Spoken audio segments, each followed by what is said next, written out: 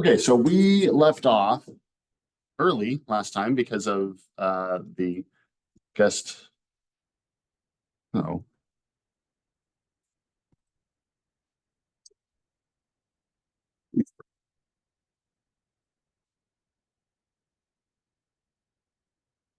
there we go. We left off talking about a pair of reactions for alkynes, and I was going to put up this bifurcated reaction scheme. I think I started drawing this and said, oh, he's here, I got to run. So let me pick back up with that. So we can start with a terminal alkyne. And again, a terminal alkyne is a CC triple bond that has a hydrogen attached to it.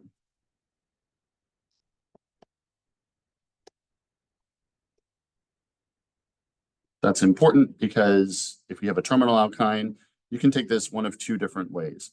If we add in mercury sulfate and H3O plus, we will make what kind of functional group? I'm going to add an OH to this. Am I going to add the OH to the carbon on the left, or am I going to add the OH to the carbon on the right? Mercury sulfate.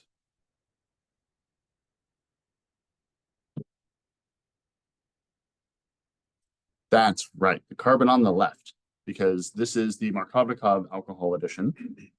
And so what we're going to do is initially make an enol that looks like this. And then we know that that tautomerizes to form a ketone.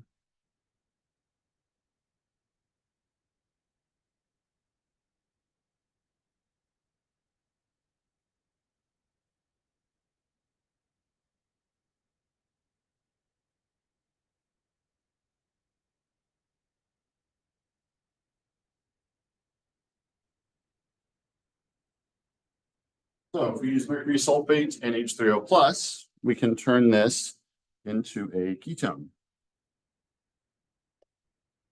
And again, I like showing the enol because I can see how an alkyne turns into an alkene with an OH.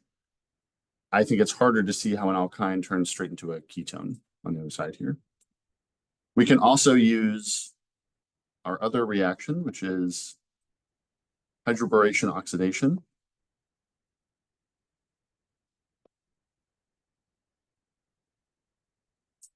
Which would add the OH not to the carbon on the left, but to the carbon on the right. That is the less substituted carbon.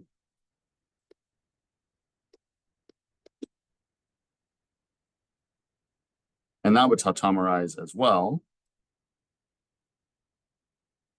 to give us an aldehyde. But just like we saw before, we can use these dueling reactions. In the case of alkenes, it was oxymercuration, demercuration, and hydroboration oxidation to choose which side of the alkene we react with. We can use a similar setup here to choose which side of the alkyne we're going to react with. Are we going to make the Markovnikov alcohol, or are we going to make the anti-Markovnikov alcohol?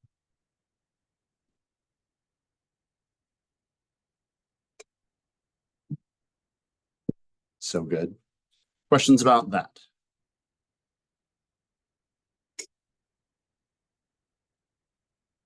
Anytime someone takes a picture of the screen, I always want to jump in front of it and go, give it context.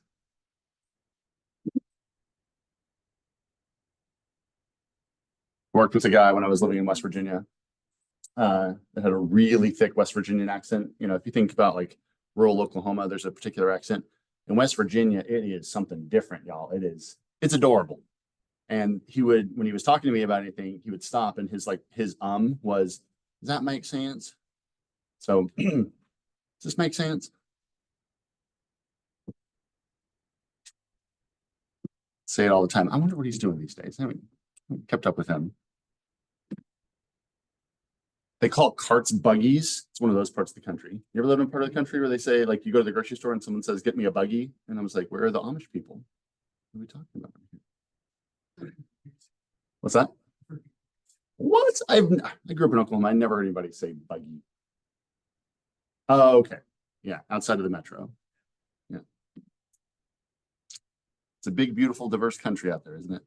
Section 9.5 is following what we've done with our alkene chapters, where we oxidize them first. The next thing we're going to do is reduce them.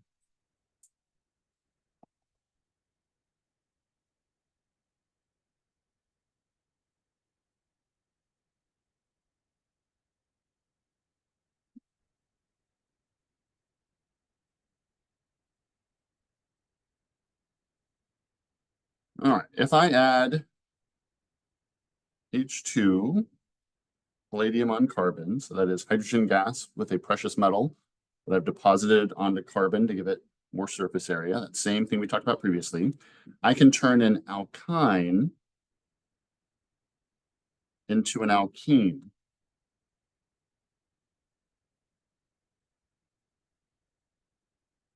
I've added 2 hydrogens to it.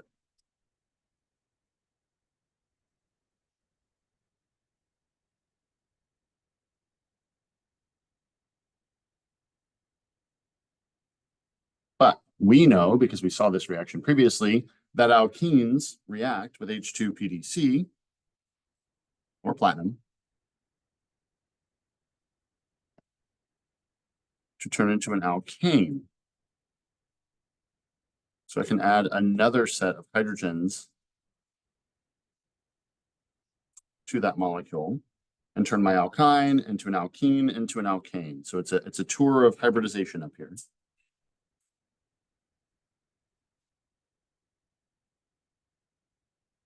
If you add H2 palladium and carbon to an alkyne, it is going to go all the way to an alkane. It's very hard to stop at the alkene using just this reagent. So what I want to do is talk about how we can try and stop in between, because when we did this for alkenes, it wasn't a problem, right? You add H2, you get rid of the double bond, turn into a CC single bond, no big deal. With an alkyne, the fact that we can do this twice means we might want to be able to stop in the middle. Let me show you how to do that.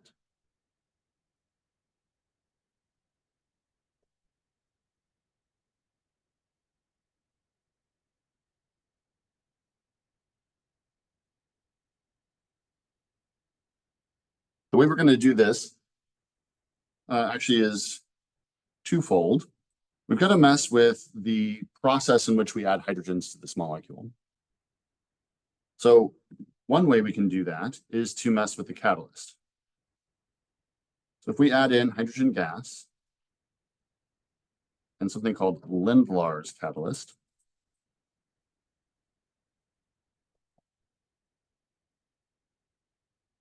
Lindlar's catalyst is a platinum, actually I think it's palladium, that has been poisoned. Sometimes you'll hear it called a poisoned catalyst.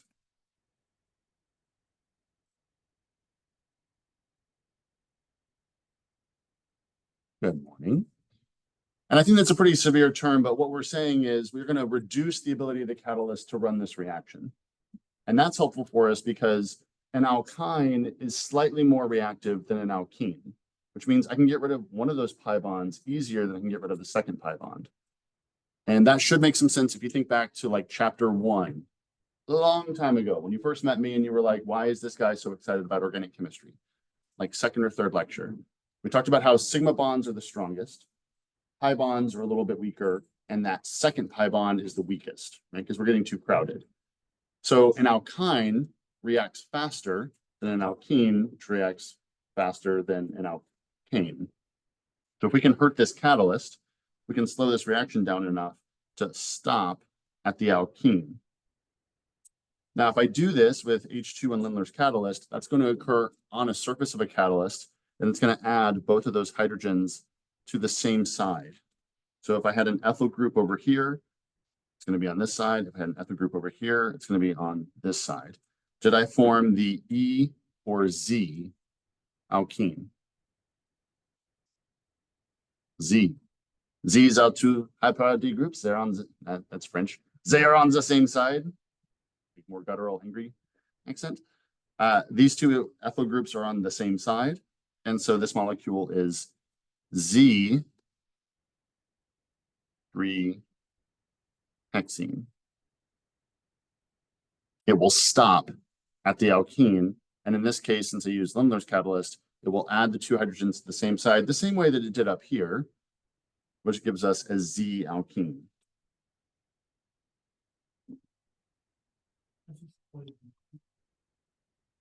It does. Again, we like to use all these really hardcore words in here. We are reducing the ability of the catalyst to run the reaction. We do that by adding lead acetate to it. So I won't ask you about the individual ingredients. They get pretty messy in here. So if you just write Lindlar's catalyst, that's good for me. Most, actually, I think even the MCAT, the mean old MCAT still will do this, where they just write Lindlar's catalyst. It is just a mixture of a couple metals, palladium or platinum with lead and sometimes zinc as well. Hurts the ability of the catalyst to do its job. If we take that same molecule, there we go. Which, by the way, what is the name of this molecule?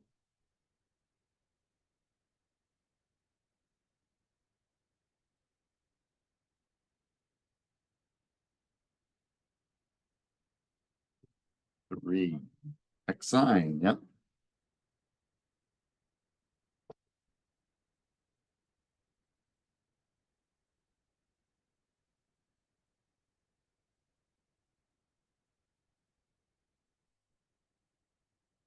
We can, instead of messing with the catalyst, we can mess with the hydrogen. So for that, we're going to run a reaction called dissolving metal. And this reaction is terrifying. You guys remember when the Dreamliner, the Boeing, and the big planes were setting themselves on fire because some of the batteries were messing up on them? Or, maybe better for this generation, hoverboards. Remember like 5 years ago, everybody had a hoverboard? And then airlines were like, stop bringing your hoverboard on the aircraft because it was setting itself on fire. The reason that hoverboards and you didn't hear about any of these things? Okay, lithium-ion batteries are generally very safe if they're produced correctly. If they are produced very quickly and improperly, they can set themselves on fire. One of the reasons they can do that is lithium ions, when they get reduced, turn into lithium metal. When lithium metal touches water, it sets itself on fire. So the batteries form these things called lithium dendrites, and it becomes really dangerous. This reaction uses lithium metal, and you drop it into a solution of ammonia. Ammonia is very, very miscible with water, so it's hard to get ammonia to be totally dry. So you have an organic solvent with something that probably has a little bit of water in it, that you're dropping a reagent that is very reactive to that water in a glass container. That's a bomb. So when you do this reaction, you have it behind a blast shield, you're wearing a full blast shield, and you go like this and drop it and hope that it doesn't explode. I know this because I've run this reaction, and it's really scary. What's going to happen when you dissolve lithium in ammonia is it will add hydrogens to this molecule, but it's going to do so on either side. So it's going to add a hydrogen on one side here and on the other side there. What is the name of that molecule?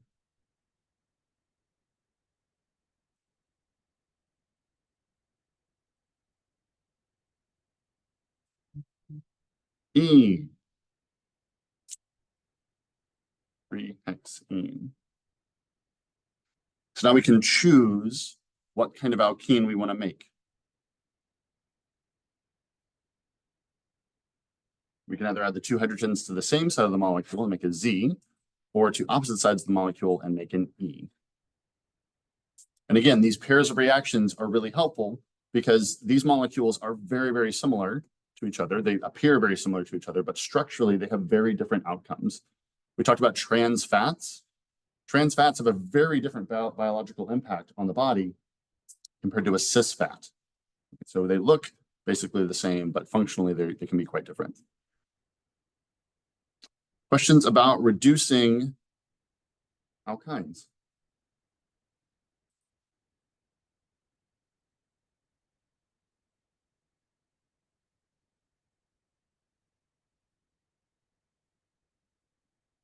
Okay.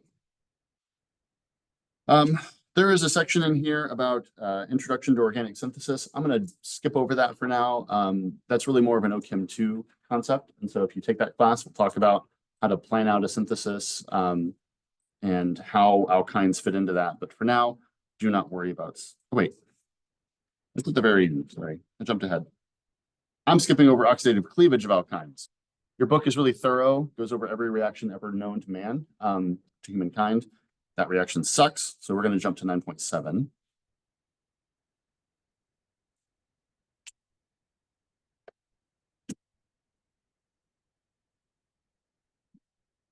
Which is alkyne acidity.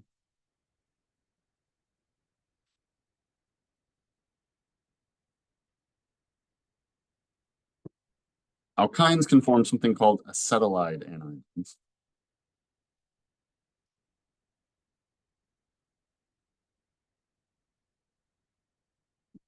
Which is unique to most carbon species. So if I take an alkyne, and again, I'm going to focus on terminal alkynes because having this CH bond on there is can be quite useful. This is again a terminal alkyne.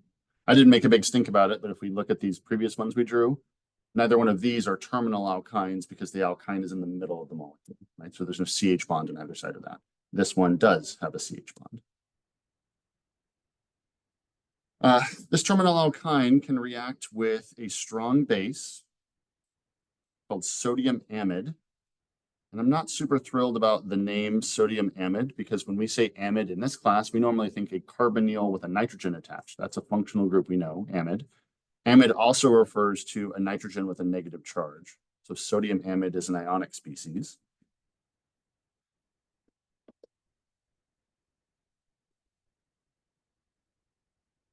It is a very strong base. I don't know where to put that. I'll try it over here on the side. So we can lose a proton from our terminal alkyne.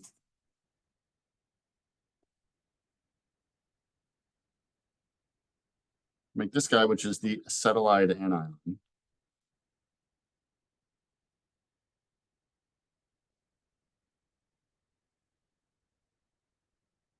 We deprotonated a carbon.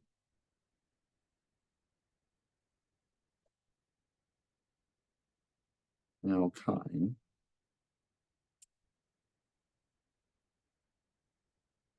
With a strong base.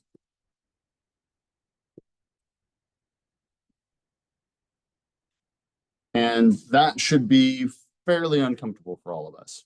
We have talked about acids in here quite a bit, but those acids have almost always involved an oxygen, an alcohol, or more often than that, a carboxylic acid. The thing we don't normally take protons from is a carbon. Carbon and hydrogen make a very tight bond. Carbon makes a very crappy negative charge. And so we know if you have a strong bond over here and a fairly relatively unstable conjugate base, that's not a great acid. The reason that this can form an acid, or the reason that this can form a negative charge, the reason this proton can leave at all, is that the pKa of my alkyne is about 25.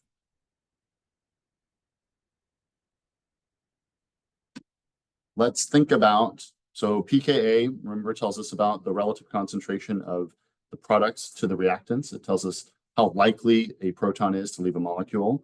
A pKa of 25 is quite high.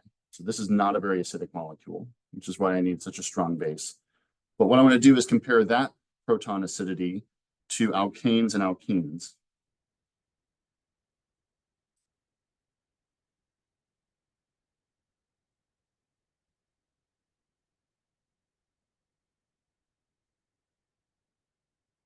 Handwriting is especially good today. I can always tell when my handwriting gets more cramped because you guys are like, all right, I'm pretty sleepy. I don't want to be here. But then you start going like, I'm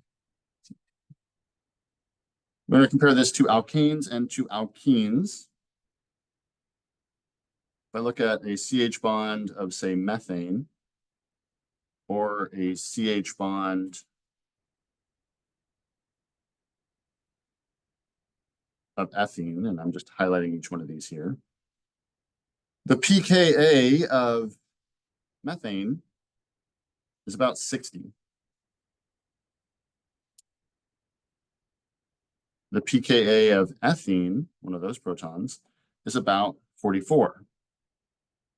These are really big differences. Because remember, the P of pKa puts it in log scale. So whenever we're talking about 1 to 2 to 3 to 4, we're actually counting from 1 to 10 to 100 to 1,000, 10,000. Right? It's scaling up logarithmically or exponentially.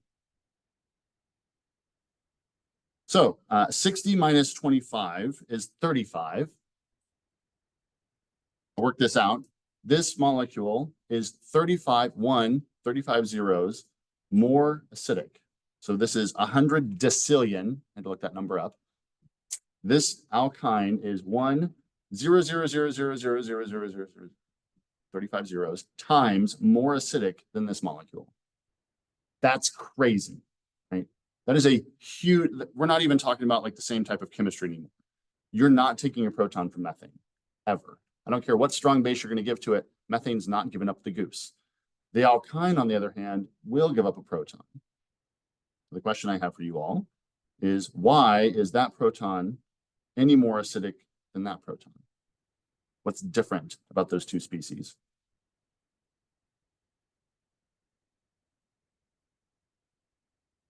Say that carbon versus that carbon versus that carbon. What's different between all those carbons? The hybridization, the number of bonds. What hybrid is this carbon? SP. How about this one? SP3, which means that one must be SP2, process of elimination. We've talked about this before, but just to remind everybody, remember that the amount of S character that a hybrid orbital has matters. The more S character you have, the happier that carbon is to pull electron density towards itself. So when this carbon becomes an anion, it's an sp hybridized anion, meaning the electron density sits in 50% S within that carbon. This carbon is only 25% S, which means when it loses a proton, the electrons are sitting in something that's 25% S, where it wants to be, and 75% P, which is where it does not want to be. So the more S character, the higher the S character,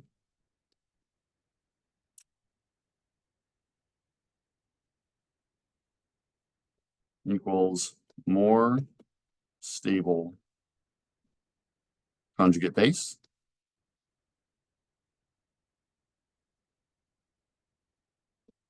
Which in turn equals higher acidity. I'll just say stronger acid.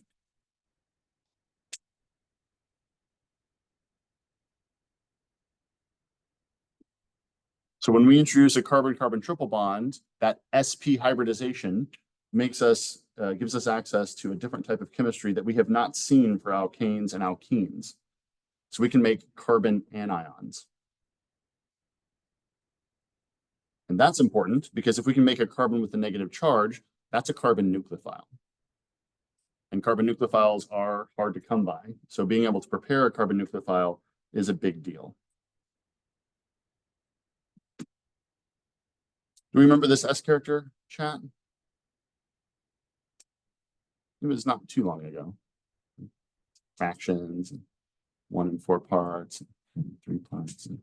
You got it. Questions about that before I start using these things? So right now, I just want you to understand I can make these. We can take a proton from a carbon if it has a triple bond. Next thing we're going to do is start employing that in a reaction.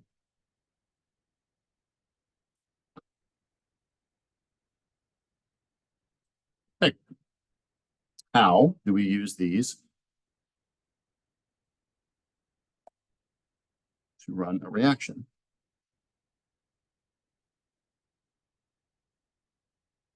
Sorry, I'm getting like phone calls and texts all over the place to make sure I'm not having a baby right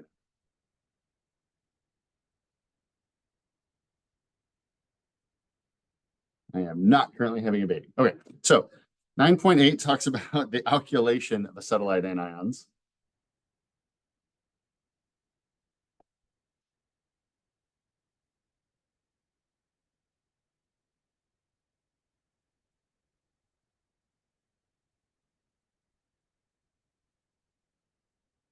Once we take a proton from an carbon-carbon triple bond, which by the way, that name, acetylide, comes from a particular type of molecule called acetylene. Anybody ever heard of acetylene? Seeing one head nodding yes, and the rest of us have never worked with metals. You're missing out. Josh, where do you find acetylene? It's an inert gas, right? Yeah, no, it's not inert gas. It is definitely a reactive gas.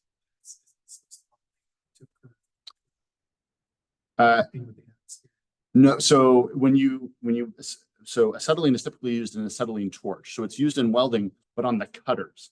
So normally what you'll see, if you've ever seen like a welding truck driving around, they'll have two tanks attached to the back of the truck, a green tank and a red tank. The green tank typically has oxygen in it, and the red tank typically has acetylene. And you'll see two hoses come together. You can strike a match on that, or a little strike plate, to get a very hot flame that is used to cut metal apart like butter. It is so fun. Find somebody who has a metal shop and ask them to use either a plasma cutter, which is even more fun, but not applicable here, or an acetylene torch. It's great. You just take a piece of steel that's like that thick and you can go like, just cut it in half.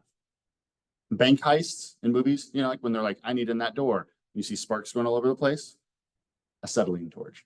So acetylene has a high pressure. It also burns with pretty, it has a high heat capacity to it. So acetylene is C2H2. It would be this with a proton. It was one of the first alkynes we identified. So we said, oh, you can take a proton from it. So we call these things acetylide anions, even if they have more than 2 carbons.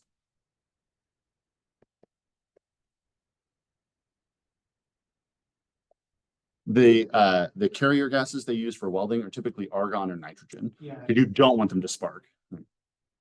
Whatever reason between argon and acetylene. Yeah. And you know, if you got a fancy welder, if they're using argon, because that's the more expensive gas. So you can use nitrogen as well for those. Nitrogen's cheaper because you can pull it out of the air. You basically get a big compressor, pull in ambient air, squish it, liquid nitrogen falls out, put that into a tank, turns back into gas, you're good to go. Argon, on the other hand, you got to work for. There's less argon. That's because all the good jokes. Argon, you can take an acetylide ion and add in an alkyl halide. Ooh, his.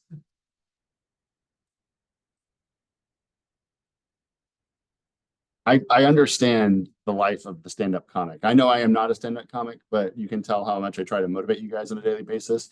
And the blank stares I get back from you, I can just imagine being up here with the spotlight on me and being like, waka waka? Huh? A carbon with a negative charge can attack a carbon that has a leaving group on it. We're going to talk a whole lot about these reactions later on. So that carbon with the negative charge would attack here, kick that off. What kind of reaction is this? Loud and proud? I think I just heard it. A what? You're right. I want you to just say it louder. That's right. It's a substitution reaction. So this molecule is a nucleophile that's substituting that molecule.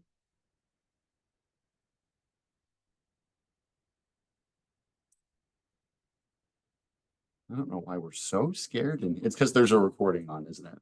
That's what it is. It intimidates me as well. I would be cussing so much in here right now if it wasn't on recording.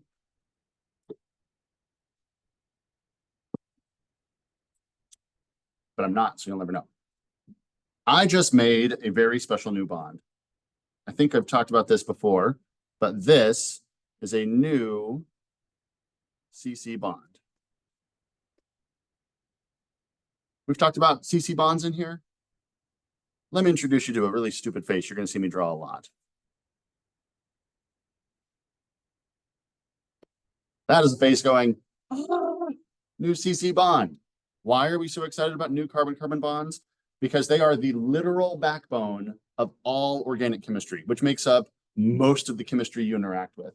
You want to make a new polymer, you want to make a new drug, a new pesticide, a new whatever. It's going to have a CC bond forming reaction in it, and that reaction is going to be key to that thing being successful. Let's say we're trying to make a new blockbuster drug, and it takes 25 linear steps. you have started, you guys have not run a reaction in OChem One Lab yet, but when you run reactions, if you get about an 80% yield, you're having a really good day. But that means you lost 20% of your product. So let's think about this. From step 1 to step 2, I lost 20% of my product. Then from step 2 to step 3, I lose another 20% of the product. So on and so forth. Every step along the way, I lose a little bit more and more. That means I start with a giant tank of starting material. And by the time I make my product at the end, 25 steps later, I have like this much, which is one of the reasons why drugs cost so much. The other reason is greed. But the first reason is it's really hard to build these things. A much smarter way to build a molecule would be to say, okay, it's going to take 25 steps. What I'm going to do is break it roughly in half. Let's make it 20 steps, make it easier. 10 steps over here to build part A, 10 steps over here to build part B, and then marry the two together. Guess what those marriage reactions almost always are? CC bonds. Why? You want them to be very strong to be able to hold pieces of molecules together. So anytime we make a new carbon-carbon bond, you're going to see me draw this face and go, ah, because carbon-carbon bonds are important. The reactions that form carbon-carbon bonds are among the most important that we use. So many Nobel Prizes get awarded for this little line. That little line I put right there is responsible for like dozens of Nobel Prizes, right? And responsible for the reason that we live to be like 90 years old now and have like cool fabrics and stuff like that. That little line right there. It's really neat. So let me show you an actual reaction.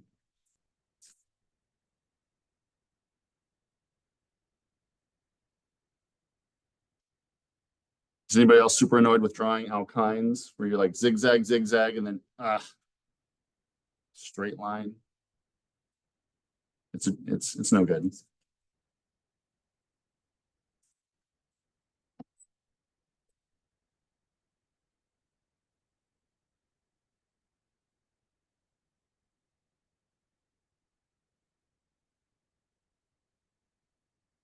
What is the name of my starting material?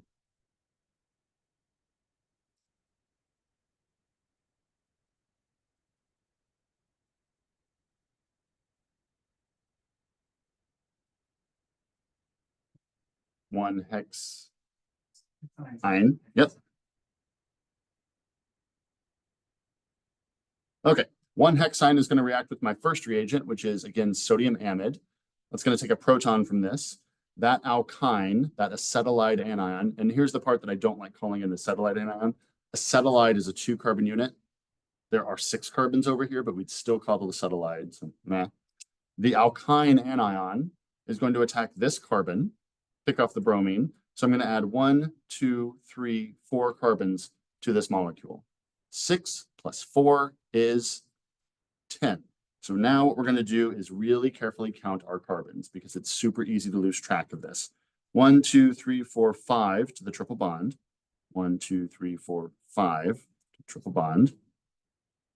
6. So 1, 2, 3, 4, 5, 6. Now I'm going to add on those 4 other carbons that I brought in from this reaction. 1, 2, 3, 4. What is the name of this molecule?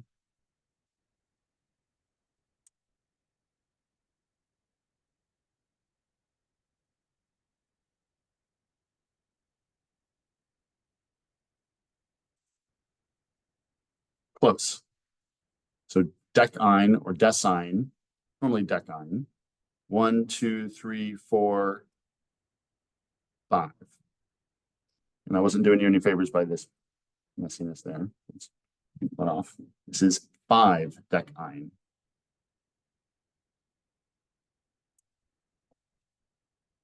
So what we're doing is combining 6 carbons from our alkyne, 4 carbons from our alkyl halide. We'll spend a whole chapter talking about these next. 4 plus 6 makes 10 carbons in my final product.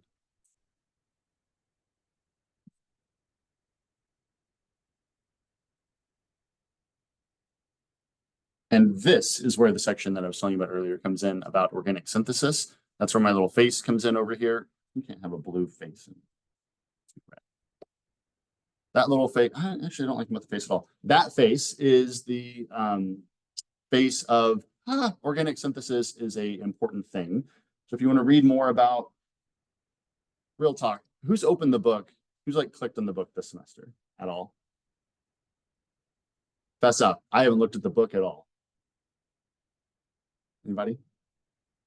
I've had students in here, and you don't have to, I'm not trying to get on to you. I've had students in here that took OChem 1, OChem 2 all the way through and then came up and got an A in both. And was like, Dr. Green, I never bought the book. I've never had it.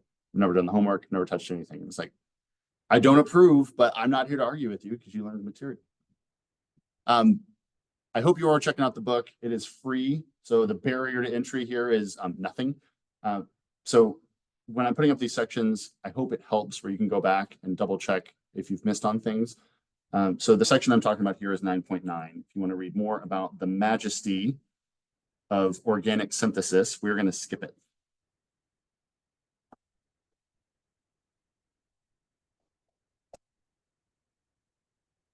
And it's not that it's not cool.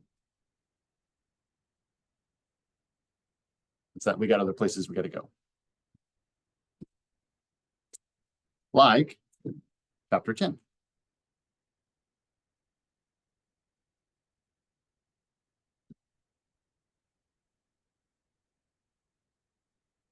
Chapter 10 is about organohalides.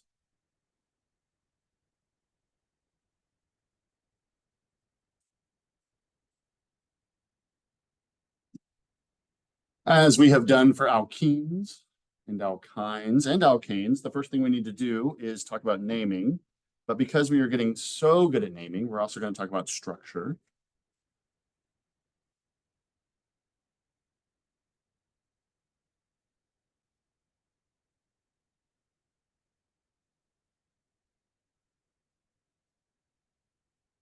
So step 1. Let's put some color in here. Just like we did before, we're going to name these things by identifying the longest chain.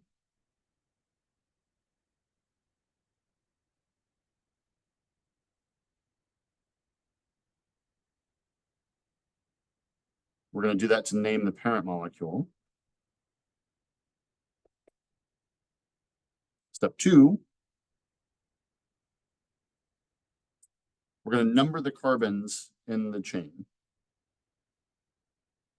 just like we've done before.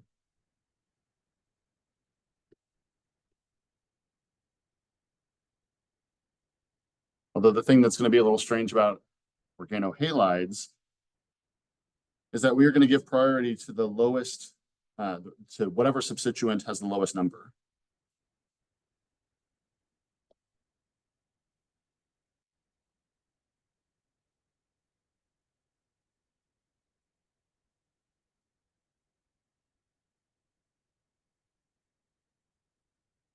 The thing that's a little strange about organohalides is if we have a methyl group or a chlorine, whichever one we can give the lower number, that wins. That is different than, say, an alkene or an alkyne, where we are going to give the alkene or the alkyne the lowest possible number no matter what. Here, it doesn't matter if we have an alkyl or a halogen. Either way, we're going to give them the same priority. So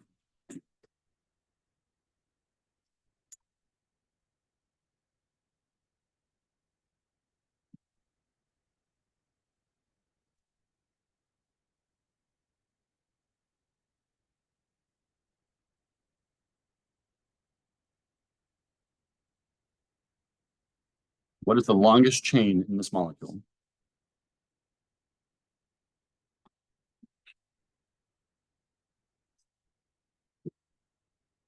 I heard 7, and then I heard an even better answer. Hept, right?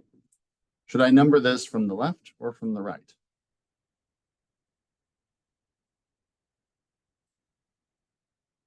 Here's this confusing part, right? So up here, I just told you we're going to give the lowest branch point the priority. It doesn't matter if that branch point is an alkyl group or a halogen, right? So most students will look at this and go, ooh, bromine, that's shiny and new. That should get the lowest possible number. But if you give bromine the lowest possible number, it is a 1, 2, 3 bromine. If I start over here, I have a 1, 2 methyl group. The methyl and the bromine are equal priority as far as organohalides are concerned. But we are going to number this thing from the left. Because 2 is a lower number than 3.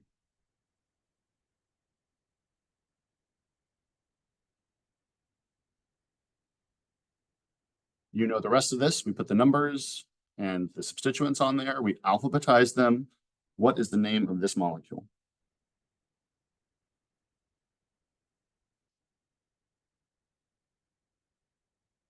2,4-dimethyl. So the di of dimethyl doesn't count. So it's the M of methyl and the B of bromo.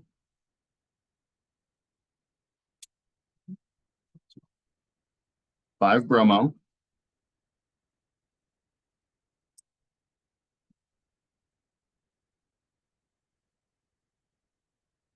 Two, 4, 2,4.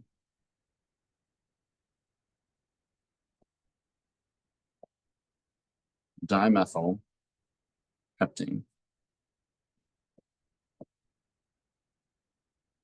I'm naming it as a heptane and saying that it has all these alkyl and halogen substituents added onto it. And by the way, this is how we're going to handle our halogens. We're going to just drop the INE part, put an O in there instead. So fluorine becomes fluoro, chlorine becomes chloro, bromine becomes bromo, and iodine has the silliest name, iodo. And if you have 2 iodines on there, it's diiodo. And that's too many I's. What is the name of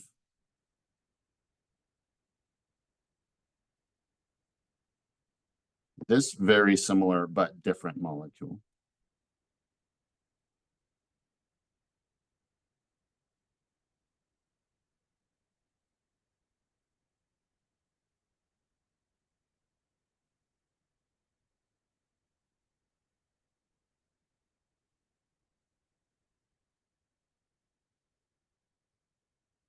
One more time, but for the people in the back. For the people in the way back.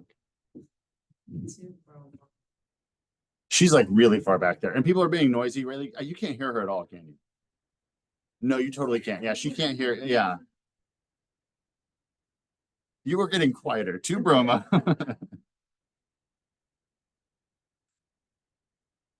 2 bromo. What was the other part?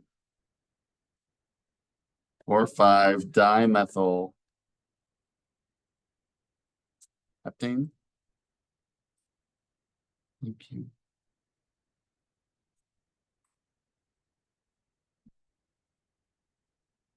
The bromine got the priority here because bromine was on carbon 2 compared to carbon 3. So we can swap these, whatever the lowest numbers are. That's what guides the naming.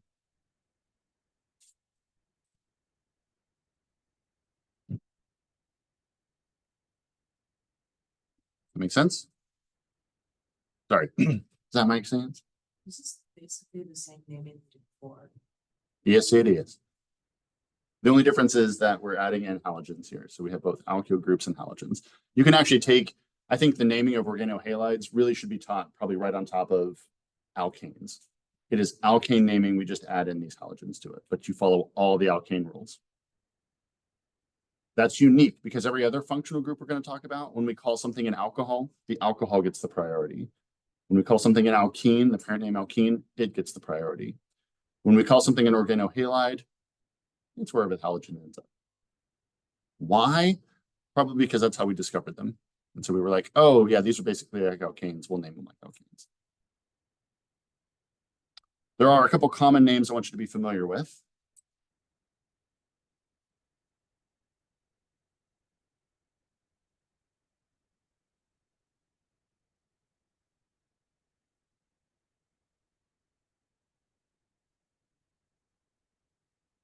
So when we get a small enough molecule or a common alkyl group, we could call this iodomethane, but nobody calls that iodomethane.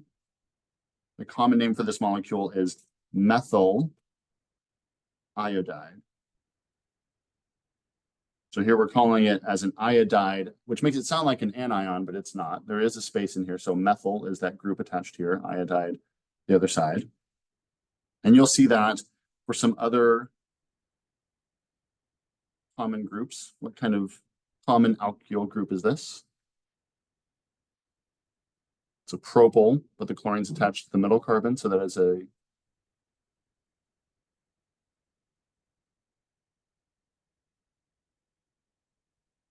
isopropyl. Yep.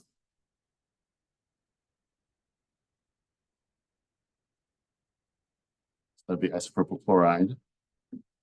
Oh my gosh. Chloride. And we'll leave it there for now because I'm out of time. We will pick up with other alkyl halide conversations on Wednesday digitally. Again, it's going to be like watch a little piece of this, then watch the next one. So we will not meet for class physically on Wednesday. I will post a lecture. We'll be back in class physically on Friday. We also have Action Center in 10 minutes. If you want to come practice some of these things, I'll see you over there.